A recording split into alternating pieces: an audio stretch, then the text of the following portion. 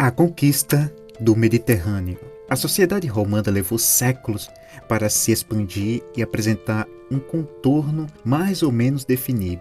Após dominar a Península Itálica, os romanos deram início à conquista do Mediterrâneo. Lutaram mais de 100 anos contra Cartago nas chamadas Guerras Púnicas. Em seguida, ocuparam a Península Ibérica, o sul da Gália e, por fim, o Mediterrâneo Oriental.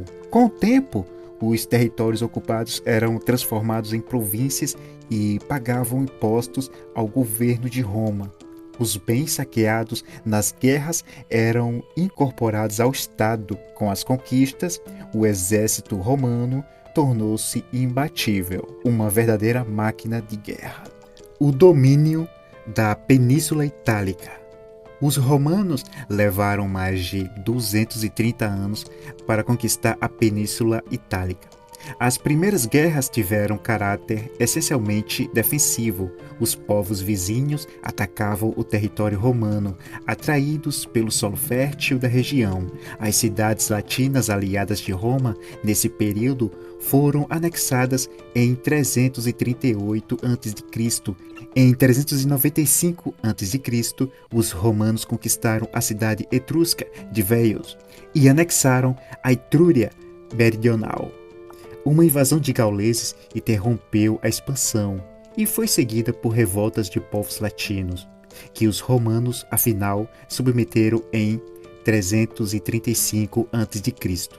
Após sérias derrotas para os Samnitas, tribo dos Apeninos, que ameaçava a cidade de Capua, Roma conseguiu vencê-los em 303 a.C., ampliando seus domínios a toda a planície da Campânia. A presença dos romanos perto do sul da península era uma ameaça para as cidades gregas da região. Diante do risco iminente de invasão, o governo de Tarento aliou-se ao rei Pirro do Épiro, que chegou a derrubar os romanos algumas vezes com exército mercenário e elefantes de combate. Mas os romanos se recuperaram, conseguiram vencê-lo e ocuparam Tarento em 272 a.C., com a anexação total da Etrúria em 265 a.C. e a vitória sobre os gauleses da costa adriática. Os romanos passaram a controlar toda a Península Itálica. Organização das províncias. Os romanos costumavam fazer do território conquistado um aliado. Mais tarde, essas áreas passavam a protetorado e, finalmente, eram anexadas como províncias. Cabia, então, ao Senado estabelecer sua organização e suas obrigações para com a República Romana. Era carta provincial. Cada caso recebia tratamento particular, não havendo duas províncias com estatuto semelhante. À frente da província era colocado um administrador, antigo cônsul ou antigo pretor, com poder absoluto sobre a vida civil e militar. Recebia ajuda de um legado de Roma e de um questor tesoureiro, mas em geral se servia dos amigos que trazia de Roma.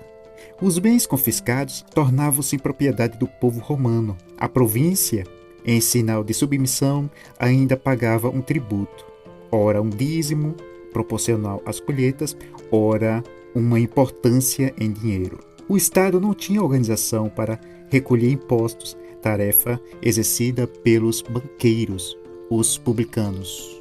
Estes adiantavam ao tesouro uma soma combinada com os questores e depois cobravam as províncias.